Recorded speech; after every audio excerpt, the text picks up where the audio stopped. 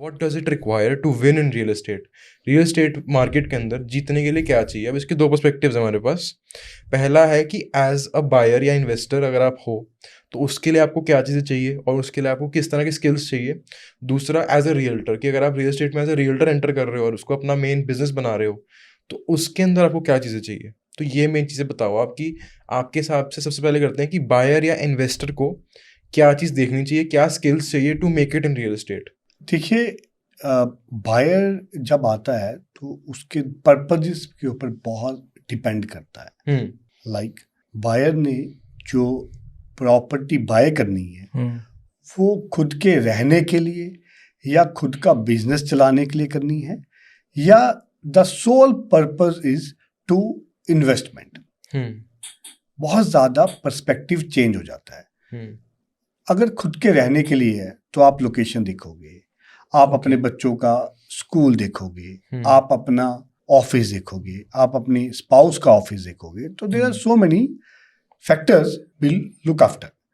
लेकिन अगर पर्पस आपका इन्वेस्टमेंट है तो चाहे वो आपके घर से बहुत दूर है तब भी वो फर्क नहीं पड़ता, आपके बच्चों के स्कूल से दूर है तब भी वो फर्क नहीं पड़ता। वो चीजें जो चाहिए to win in the real estate is, एक तो जमीन का जो आपका टाइटल है, जो भी आप बाय करना चाह रहे हैं, तो वो टाइटल 100% क्लियर होना चाहिए। Second, the credibility of the builder, जहां पे आप अपना पैसा इन्वेस्ट करने जा रहे हो।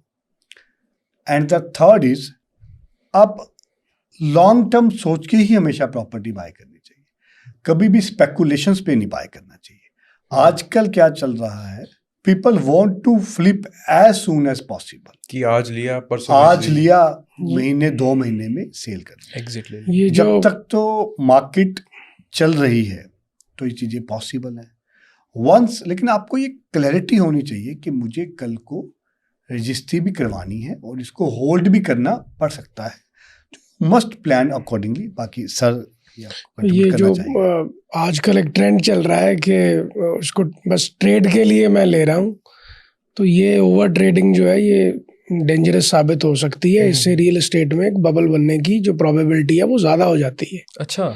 हाँ जी, जब आप प्रॉपर्टी को बाय करते हैं सिर्फ और सिर्फ इससे पैसा बनाने के लिए, तो वो जो एक आपका जो एक थिंकिंग है इस तरह से, ये ज़्यादा देर टिक नहीं पाती। एक्चुअली में चाहे आप इन्वेस्टर हैं चाहे आप एंड यूज़र हैं, आपको एक्चुअल यूज़ के लिए ही प्रॉपर्टी बाय करनी चाहिए।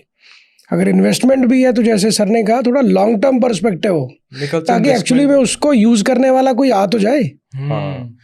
तो आप पढ़ भी रहे होगे, सुन भी रहे होगे कि शायद इंडिया की रियल एस्टेट मार्केट में क्या बबल बन चुका है।